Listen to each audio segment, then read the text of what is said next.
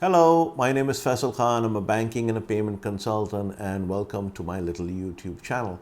If you haven't subscribed, you can hit the subscribe button if this type of content appeals to you. And if you like this video, you can give it a thumbs up. Anyhow, what I want to talk today is about what the Central Bank of Nigeria is doing with respect to remittances. Nigerians, if you don't know, are perhaps one of the most entrepreneurial people in the world. I mean, they are always thinking how to game the system in a good way and make money and do they're just brimming with ideas, and it is no surprise that Nigeria is our number one country from where our inquiries come from with regards to money transfer and payment systems and cross-border payments. So originally what used to happen is that there is the CBN, the Central Bank of Nigeria, has a rate issue, which is the Naira official rate. And let's just, for purposes of this video, I'll make the numbers easy. Let's say it's 300 Nairas to a dollar. And then there is a parallel market rate, which is the rate you can get in the curb, etc., from the street. And that was about, let's say, 400 Nairas to a dollar. Now the question is, why would you officially send $1 officially to get 300 when you can send it unofficially and get 400? And that was the big thing. And that's where, Nigerians were minting money. But the problem was, when dollars come into the country, they weren't being surrendered to the central bank. So the central bank reserves were not improving. There has been a pandemic and an oil glut, etc. So the current account deficit was still high, even though there was a pandemic and an oil glut. But bills had to be paid. So the government of Nigeria wanted as many dollars as they could get.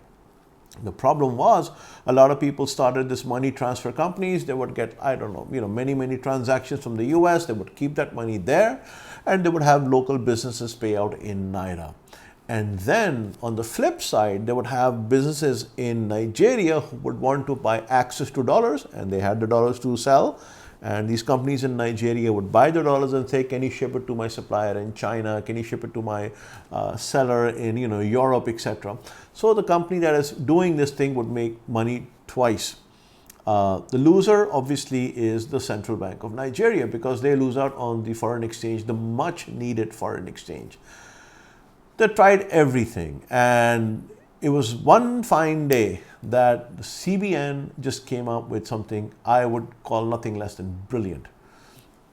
What they did was, they said all pre-funded accounts in Nigeria in Naira are going to be closed. So that means if you were a money transfer company and you had a pre-funded account in Nigeria in Nairas, closed. All payments must come, all remittances must be done in USD. So if I want to send my cousin Joe some money over there in, Kano, Nigeria. I don't have a cousin Joe in Kano, Nigeria, but you get the point. And I want to send him $500. He would not be getting $500 equivalent. He would be getting $500. And then they would give the dollars to him, and he could then go to any bureau de change and cash those $500 out. And in one brilliant move, overnight, the Central Bank of Nigeria cut off all this parallel market pressure that was on remittances. Did it vanish? Obviously not. Why? Because do you honestly think that businesses that are making money like this are going to give it up? No, they will not give it up. They will continue to do what they do. So what was the end outcome? The end outcome is, right now, if you are a CBN approved money transfer operator, your Nostro account in Nigeria has to be, or your pre-funded account in Nigeria has to be in dollars, your payout has to be in dollars, and then the bank would then issue the dollars to the end recipient, who would then go and cash it out from a bureau de change, what have you. So if you are trying to bring in and just do Naira payments, etc., you can't, because Naira accounts are closed for all MSBs. So the only way to do it is illegally, and it's happening. Is it happening at a large scale? Of course, it's still happening at a very large scale, and I doubt the Central Bank of Nigeria would be able to do anything. But there is tremendous pressure in the country to clamp down on such activities. CBN has made it time and time clear that any such activities found, The funds will be frozen. There are serious foreign exchange, penalties and civil code that is applicable to you should you, do something like this. But, no one's listening. It's literally getting a deaf ear. So how does this pan out going forward? Well, I think going forward, Nigeria is going to have to reconsider and revisit their foreign exchange policy, their remittance policy. There's a lot of crypto trade that is happening. There is an unbelievable amount of crypto trade that's happening. If you look at the things like,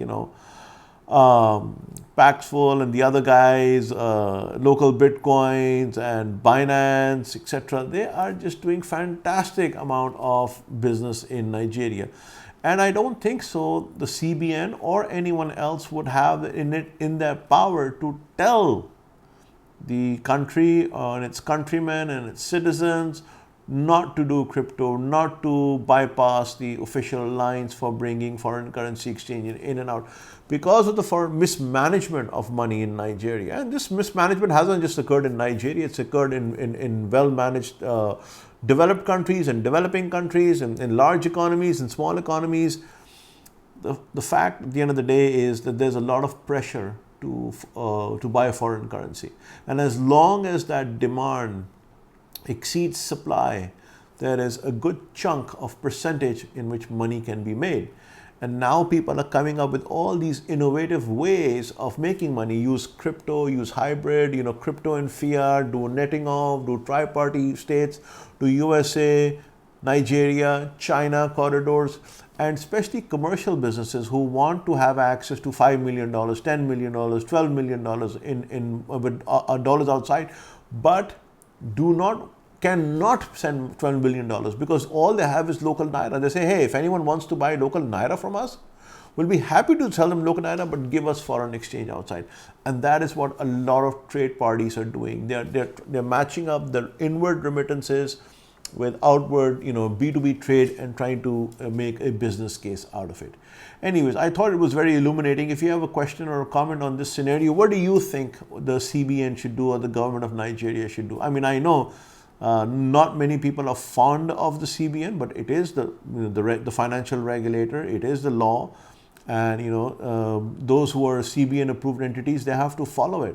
Have their remittances gone down or up? Well, only time will tell. I think in this day and age, for all practical purposes, 2020 and 2021 are, the data might be a little bit skewed. But as far as crypto usage is concerned, Nigeria is on the up and up. Anyways, till next time, have a good one, stay safe. This is Faisal Khan signing out.